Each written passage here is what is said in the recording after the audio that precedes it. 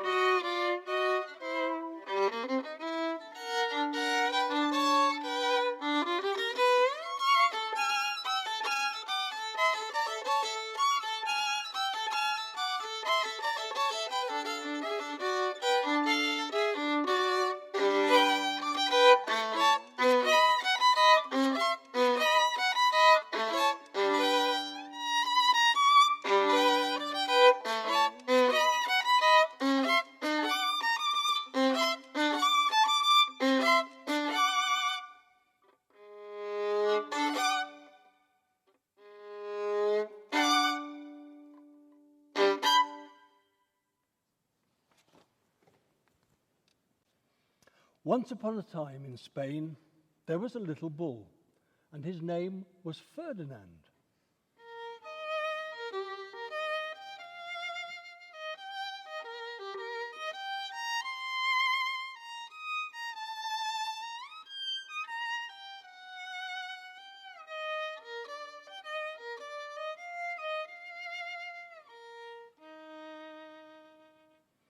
All the other little bulls he lived with would run and jump and butt their heads together.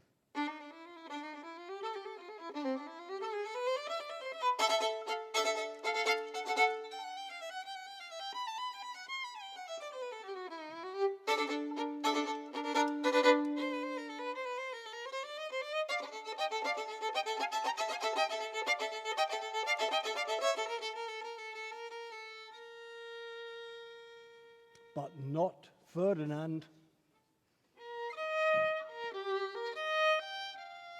He liked to sit just quietly and smell the flowers.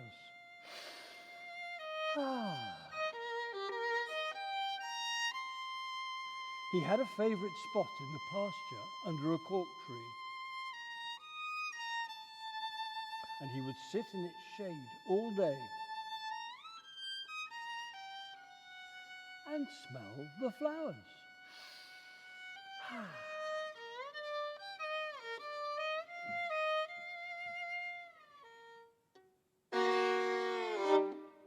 Sometimes his mother, who was a cow, would worry about him.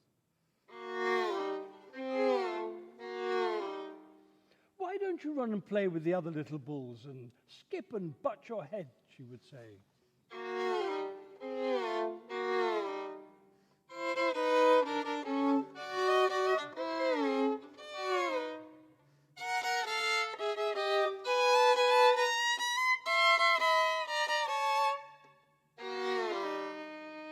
But Ferdinand would shake his head. "I like it better here, where I can sit just quietly and smell the flowers."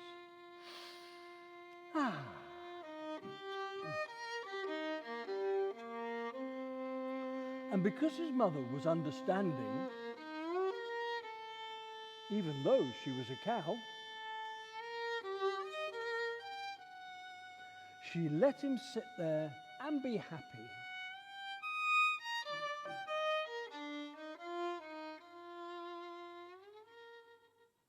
As the years went by, Ferdinand grew and grew, until he was very big and strong.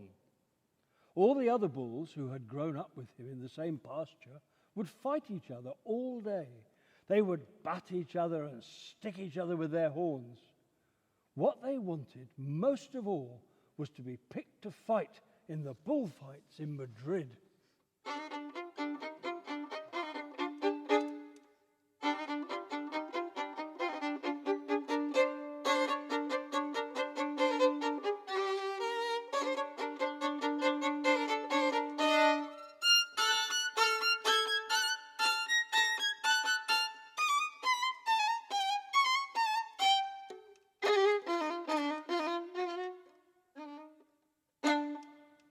But not Ferdinand.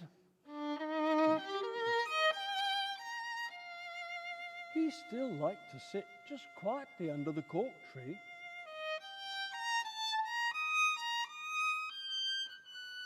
and smell the flowers. Ah! One day, 5 men came in funny hats to pick the biggest, fastest, roughest bull to fight in the bullfights in Madrid.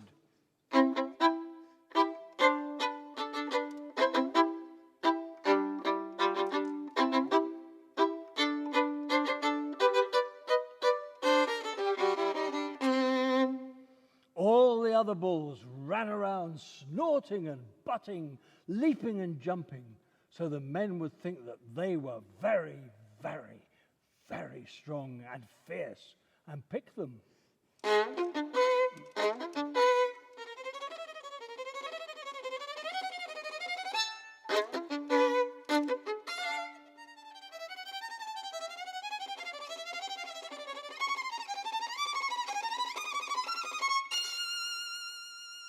Ferdinand knew that they wouldn't pick him, and he didn't care.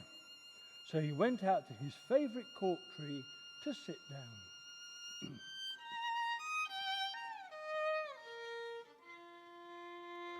He didn't look where he was sitting. And instead of sitting on the nice cool grass in the shade, he sat on a bumblebee. Well, if you were a bumblebee and a bull sat on you, what would you do? Wow, did it hurt? Ferdinand jumped up with a snort. He ran around puffing and snorting, butting and pawing the ground as if he were mad.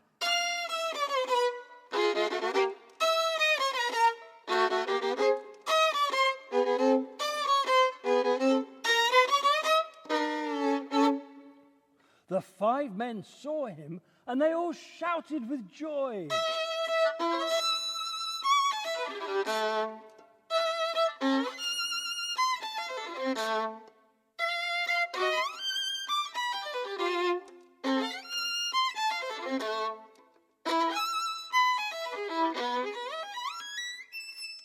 Here was the largest and fiercest bull of all, just the one for the bullfights in Madrid.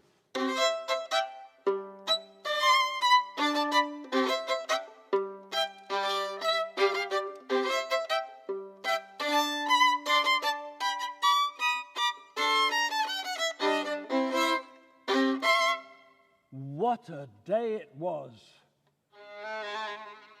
Flags were flying. Bands were playing. And all the lovely ladies had flowers in their hair. They had a parade into the bullring.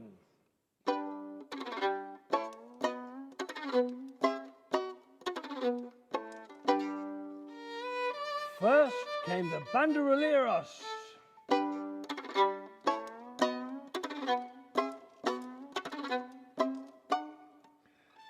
Next came the picadores.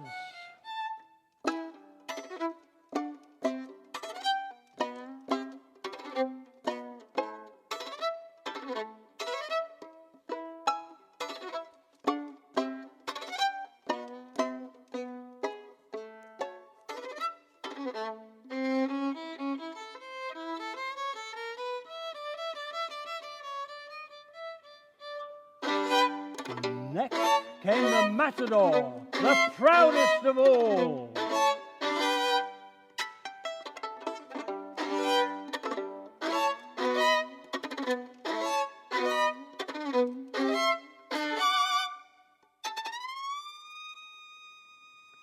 And then came the bull. And you know who that was, don't you? I'll give you a little clue.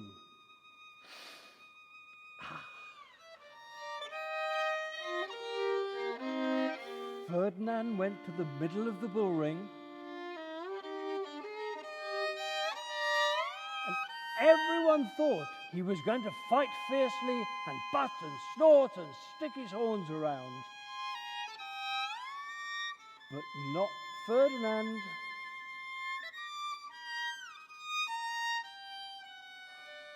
When he saw the flowers in all the lovely ladies' hair, he just sat down and smelled them.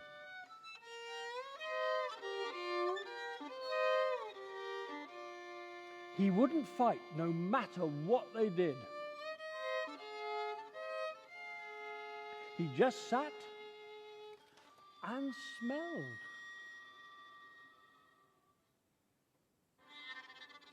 And the bandoleros were angry.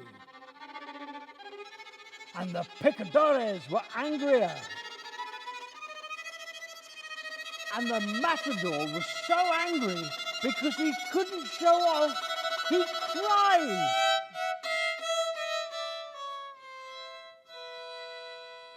So they had to take Ferdinand home.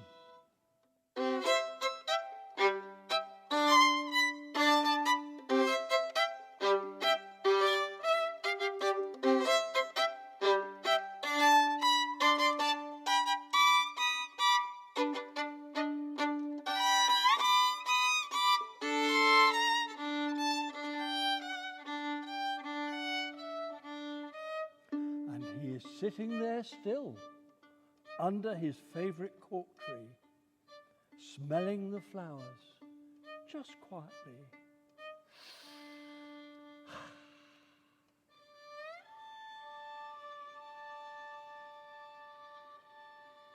And he is very, very happy.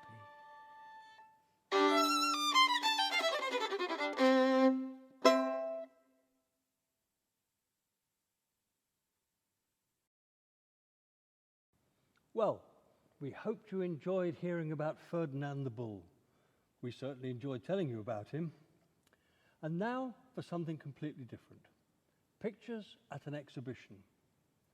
Today we're going to tell you a story about paintings. One day in Russia, well over 150 years ago, a music composer called Mussorgsky went to visit an art museum. In one of the rooms, there were 8 pictures by Victor Hartmann, an old friend of his who had died at a very young age. Mussorgsky loved the paintings and decided to write a piece of music for each of the pictures and dedicate them all to his friend's memory. He also wrote one extra tune, the Promenade, which means walking. Janine, could you be very kind and just play that tune for me?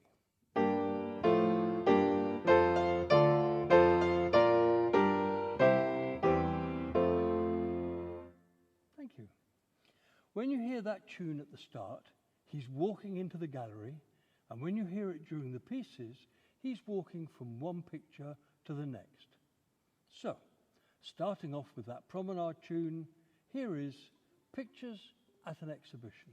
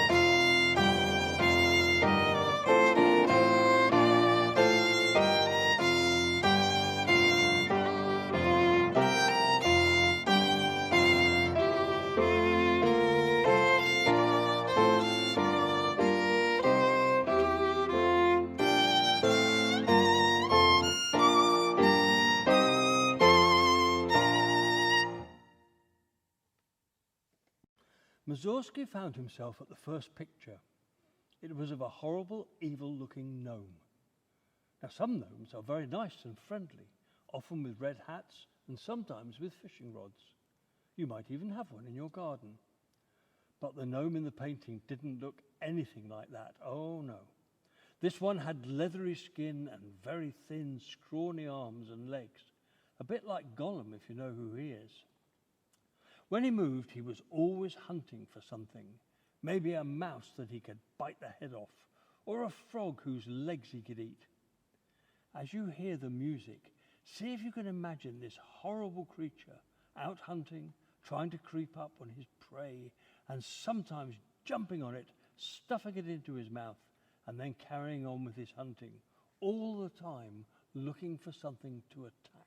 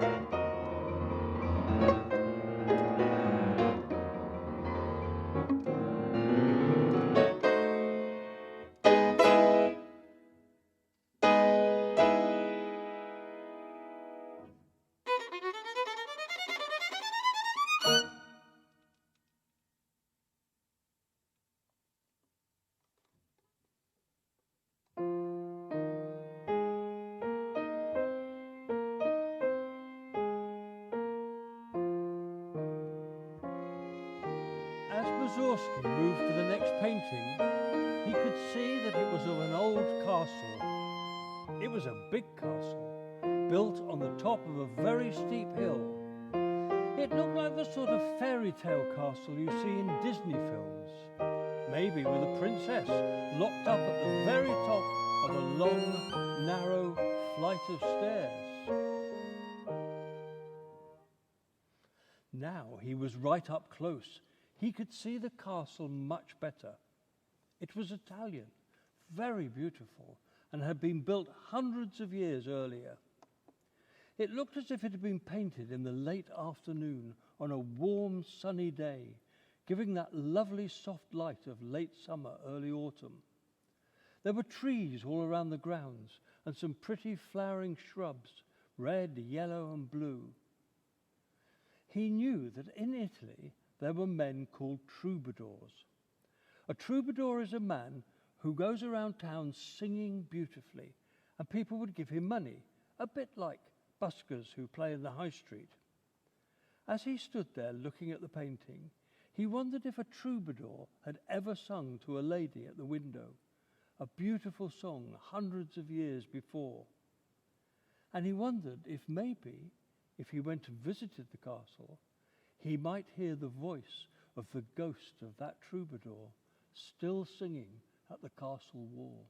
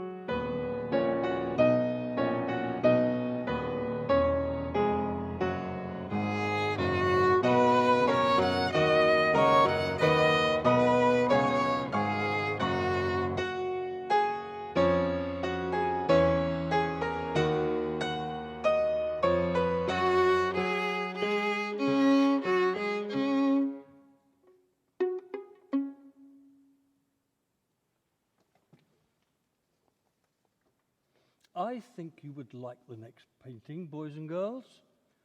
It's of a garden in Paris, in France, a garden called the Tuileries. Why do I think you might like it? Because he painted the garden full of children playing. Mussorgsky tried to describe how the children are playing in his musical piece. See if you think it sounds like that.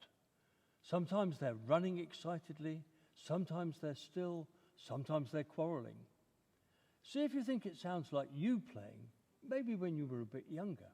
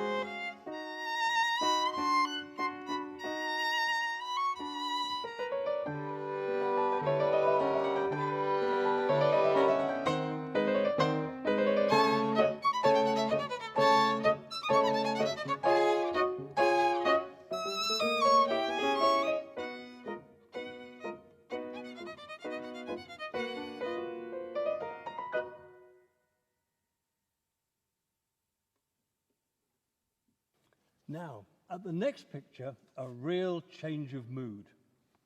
It's a painting of a large cart being pulled by two huge oxen.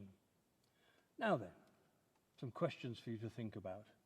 Do you think they'll be light animals or heavy animals?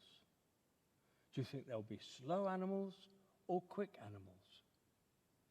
Well, let's listen to the music and you'll see whether you agree with Mussorgsky's interpretation, and watch out for the cattle and cart disappearing into the distance at the end of the piece.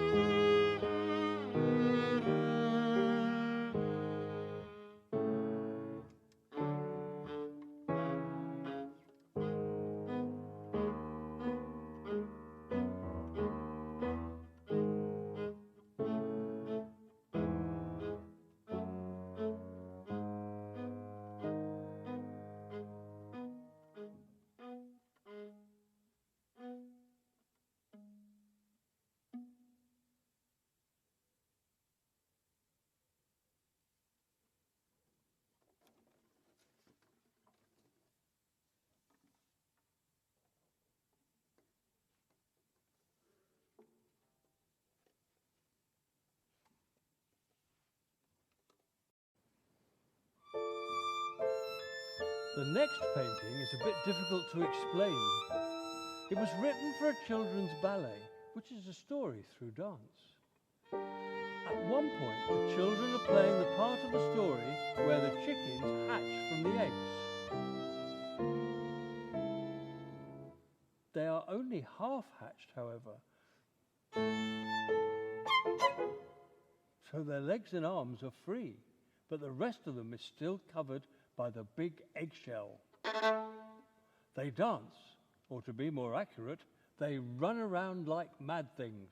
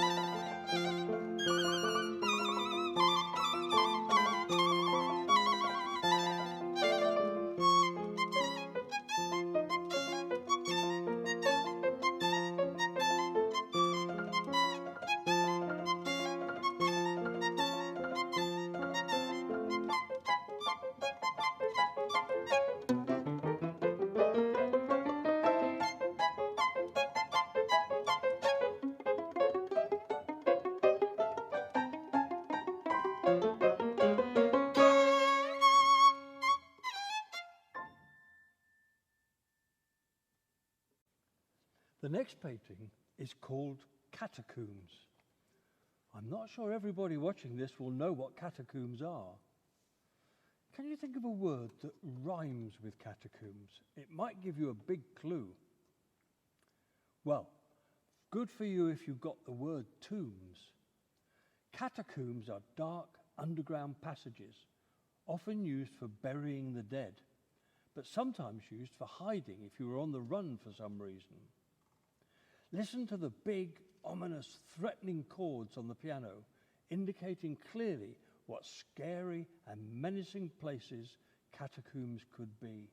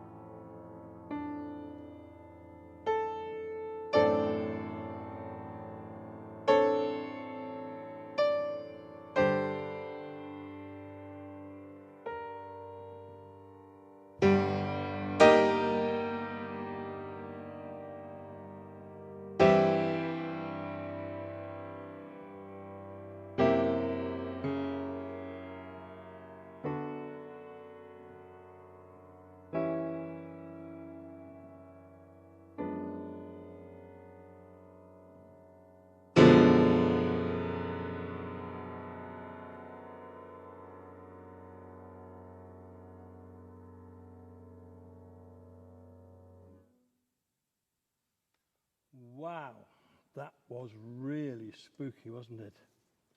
Now, if you listen to the next promenade, the walking between the pictures, you can almost imagine Mussorgsky creeping very carefully.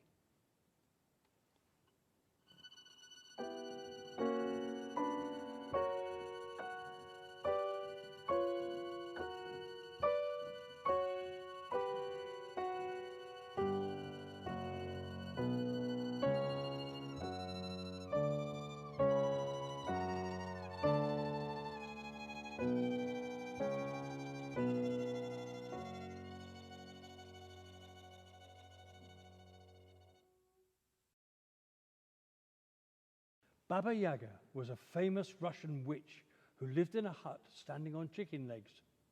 She was an evil woman who was often used as a threat to naughty Russian children.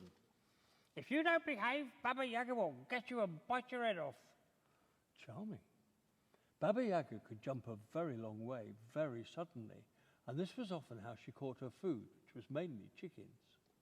She would certainly bite their heads off when she caught them and drink the blood. She was not a nice woman.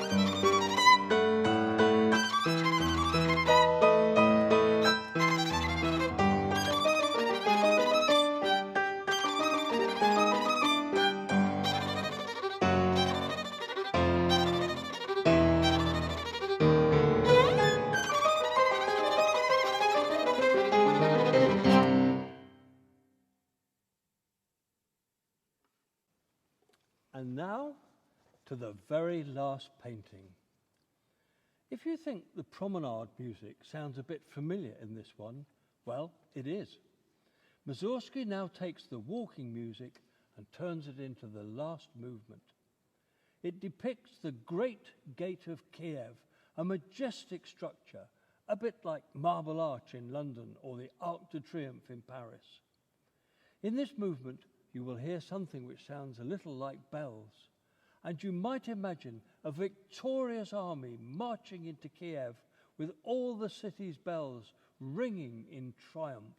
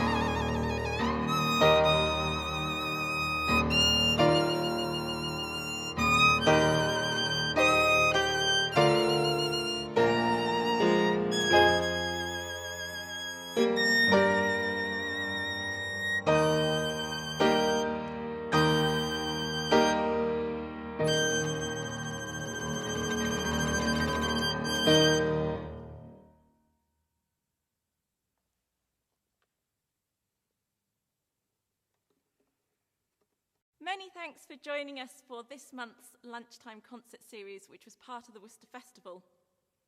If you'd like to hear us again during the Worcester Festival, we will be performing live to a live audience in St Martin's Church, London Road on the 28th of August. We'll be performing Carnival of the Animals and Swan Lake, so book your tickets now. I hope to see some of you in person in September as the Lunchtime concert series moves to live concerts. Please watch this space for further details. Hope to see you then. Take care.